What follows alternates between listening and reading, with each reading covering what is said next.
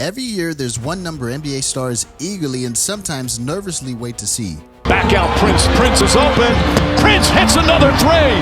It's not their contract amount, not their jersey sales, it's their NBA 2K rating. And 2K24 has dropped some shockers. From ecstatic celebrations to sheer disbelief, let's dive into the most epic reactions from our favorite players. LeBron James has put the Lakers in front. Will they embrace their virtual self, or is it time for a 2K face-off? But before we get into it, don't forget to like and subscribe. Now let's go. I'm sure if you took a couple of minutes, you can probably guess who the highest rated player in 2K24 is. When you average 30 points, 14 rebounds, 10 assists, and a block on your way to the NBA championship, you've got to be the highest rated player in 2K. Falling away, puts it up. Bang! Nikola Jokic! Well, that is exactly the case for Nikola Jokic. The Joker is 98 rated in the newest game, which is pretty crazy when Jokic was 68 rated on his first appearance on the game in NBA 2K16. Down, Jokic has to put it up. High on three. Oh, he knocks it down. He is 2 ratings higher than any other player in this year's game. Now that's an impressive feat for a man who was asleep when he got drafted into the league. So while Nikola Jokic is pretty happy with his 2K rating, his teammate Jamal Murray is not quite as pleased. While Jokic was brilliant in the playoffs, the impact of Jamal Murray was massive on the Denver Nuggets team. On that last possession, Murray for three. A hot start from the Nuggets. He turned into a beat in the playoffs, scoring 26 points, 7 assists, and 6 rebounds per game in Denver's run to the title. Offensively and defensively. Murray! He did all this while shooting 40% from the three-point line and an incredible 93% from the free throw line.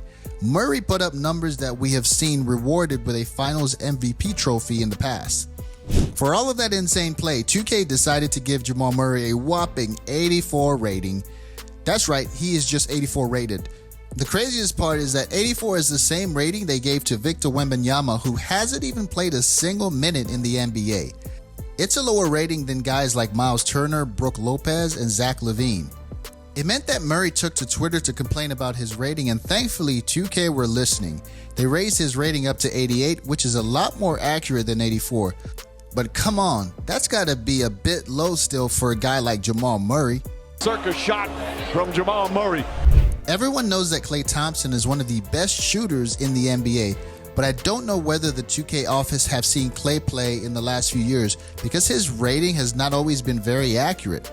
Last year, Ronnie 2K and Klay had some beef after the game gave Klay just an 88 three-point rating despite being one of the best shooters in the league. It didn't help that Klay and Ronnie started beefing on Twitter, with Klay calling Ronnie a bum after an ESPN interview. Klay was clearly not very happy about being so low rated, but Ronnie had some facts to back himself up. He said that Klay was at a disadvantage because he was playing alongside a shooter in Steph Curry, who was so much better than anyone else in the NBA that he needed to have a big bumper between Curry and the rest of the league. The numbers were saying that Steph was clearly the best shooter in the league, and that is why his 99 three-point rating last year was pretty fair. But you can see why Klay was upset that he was just 88 rated. Ronnie and Klay seemed to squash their beef at the start of last season, with Ronnie turning up to a Golden State game carrying a sign saying, "Klay, you're 100 in my book." Aw, how sweet is that? Klay put up a story on Instagram in response, and the two seemed to finally squash their NBA rating beef. Klay explained it a little bit further, saying that at 32 years old, you probably shouldn't be caring about your 2K rating that much. A fair point from the 4-time NBA champion and 3-point scoring god. But I wonder whether that beef might reignite when Klay sees his rating for this year. Lamb is subbed in. Klay Thompson, that's a tough shot. And Last season was certainly a down year for Klay Thompson, and his rating has taken a hit. In 2K24, Klay will be 86 rated, although his 3-point shooting is at 93. That is second only behind his teammate Steph Curry in 3-point shooting, but his overall still means Klay is lower rated than guys like Mikal Bridges, Zach LaVine, and even Chris Paul. I don't know, maybe Klay deserves that rating, but having a guy who can take over a game like Klay Thompson at 86 rated just does not sit right with me. The first 10 games of the season weren't easy for me. So being a rookie in the NBA means you have not even stepped onto the court when you get your 2K rating.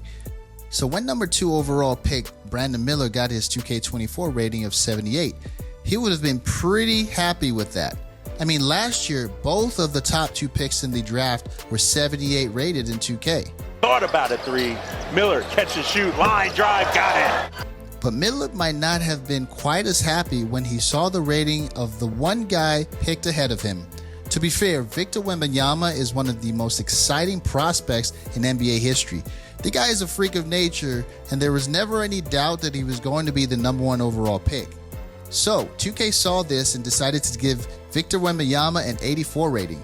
That's right, he is 6 ratings higher than the second pick in the draft.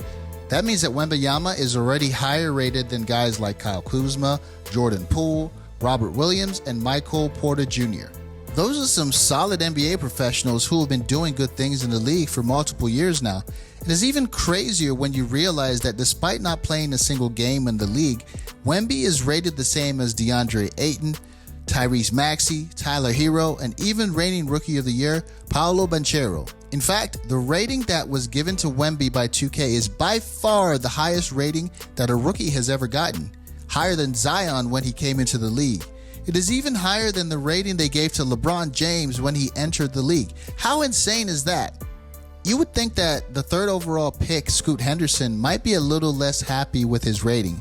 He is also a 78 rating, usually pretty good for a rookie, and the same as the guy who got picked above him, Brandon Miller. But come on, when you're 6 ratings less than the best rookie in your class, you can't be that pleased with your rating. Although maybe it did not help that Scoot was finding out his rating in front of a lot of cameras at a 2K event. I guess it is not the sort of place where you can really say what you think. Maybe Scoot knows the rating of some NBA veterans because it makes his 78 look a lot better. O'Neal also making his first appearance. Nice finish at the rim. Scoot. The Houston Rockets have 2 impressive rookies of their own this season, who both had pretty similar reactions to their 2K24 ratings. 4th overall pick, Amen Thompson, said he thought he should be a 77, so a 76 rating was not exactly what he was looking for.